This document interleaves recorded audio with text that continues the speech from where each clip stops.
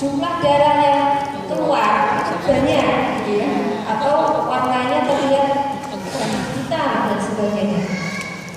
Nah, miskonsepsi seperti ini harus kita luruskan, ya, karena ternyata beberapa penelitian membuktikan bahwa justru efek bekam itu tidak tergantung pada jumlah darah yang dikeluarkan, tapi pada seberapa banyak substansi yang berbahaya itu dikeluarkan dan juga pada respon tubuh yang muncul sudah dilakukan bekam.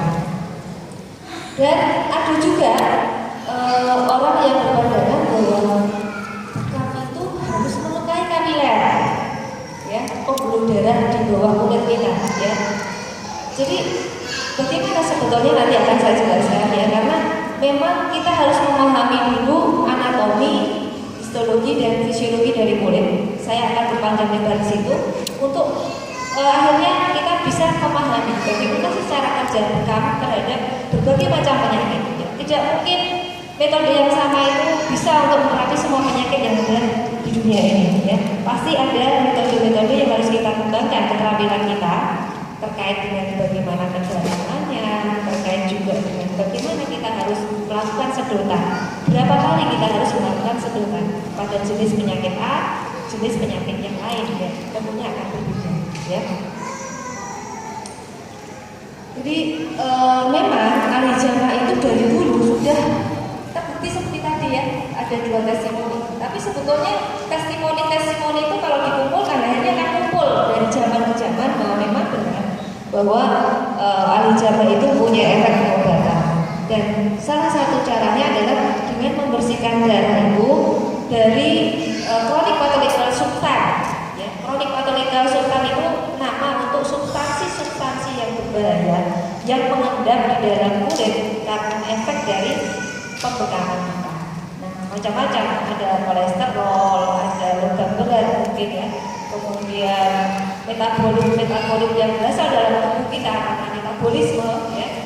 Juga misalnya ada toksin bakteri tadi, ya, Bapak yang pertama tadi juga menyatakan bahwa adanya sengatan dari parasit atau binatang-binatang tertentu yang bisa diambil dengan bekam.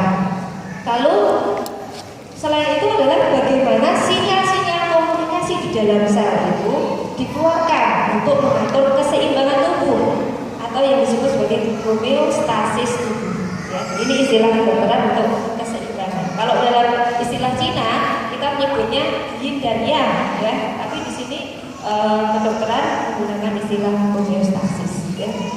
Jadi bukan pada berapa banyak jumlah darah yang keluar, ya, itu. Jadi makanya nanti mari kita kaji bersama bagaimana mekanisme biomolekuler itu, walaupun agak rumit, ya, tapi saya kira para bekam nanti juga bisa mengikutinya, ya.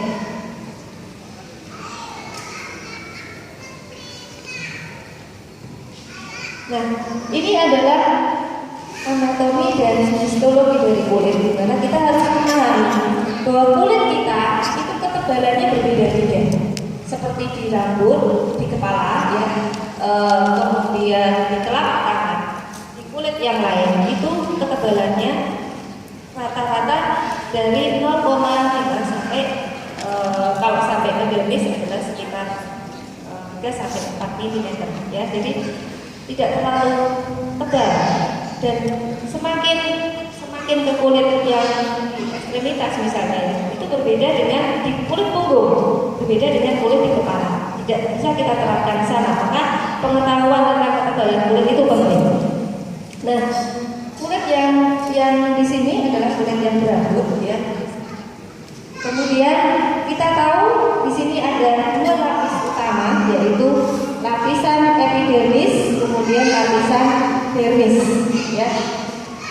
Di mana lapisan epidermis ini tersusun atas beberapa lapisan lagi, yaitu ada sekitar 4 sampai 5, ya, tergantung di mana letak kulit itu. Kemudian di situ juga ada rambut, folikel rambut, ya, kelenjar, ya. Kemudian di bawah dermis ada lemak subkutis juga, ya. Kemudian ada pembuluh darah baik arteri, vena, ada juga persarafan. Yang perlu kita perhatikan di sini adalah pembuluh darah. Pembuluh darah itu tidak pernah mencapai epidermis. Ya. Pembuluh darah yang tertinggi itu terletak di papila dermis. Ya. Jadi kalau ketebalan epidermis itu sekitar 0,1 sampai dengan 0,5, maka kalau jarum kita itu 1 cm gitu ya, berarti dia sudah masuk ke dalam dermis. Ya, maka ketika kita tusuk sudah keluar darah. Ya. Kalau kita tusuknya di epidermis, nggak akan keluar darah. Kita menoreh atau menyayat di epidermis, tidak akan keluar darah ketika kita menoreh. Ya. Nah, lapisan epidermis itu sangat-sangat banyak selnya, ya. Jadi di sini ada yang namanya stratum corneum, ya, lapisan korneum atau lapisan kulit tanduk. Lapisan kulit tanduk itu seperti plastik yang membungkus kulit kita. Jadi dia waterproof, ya, air itu tidak bisa tembus ke dalam kalau lapisan keratin kita itu utuh. Demikian juga bakteri, virus, ya, kebanyakan bakteri dan virus tidak bisa menembus lapisan korneum kita. Kemudian di sini juga, di sini terjadi rapat, ya, terjadi rapat oleh adanya corneum dismosum, kemudian juga dilapisi oleh cornified envelope, ya. Di dalamnya ada yang disebut korneosit.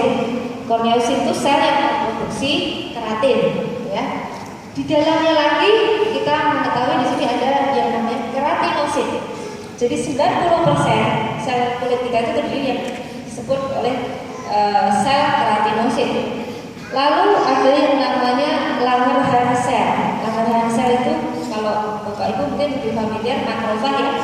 Ini salah satu jenis sel yang bisa memakan seperti makrofag, ya, atau salah satu jenis sel yang bertugas menyajikan penanda dari kuman, bakteri, virus kepada sel tetangga tubuh kita yang lain, ya. Nah, ini adalah Langerhans cell. Kemudian di sini ada yang namanya sel melanosit, ya. Kemudian ada sel basal, ada satu lagi sel Merkel namanya, ya. Jadi banyak sekali sel. Nanti akan kita pelajari satu-satu. Nah, mereka semua itu bekerja sama untuk melakukan fungsi dari kulit itu sendiri. Jadi apa fungsi kulit? Fungsi kulit ternyata banyak sekali, ya. Sebagai barier mekanik, sebagai organ ekskresi dan detoksifikasi, imunomodulator,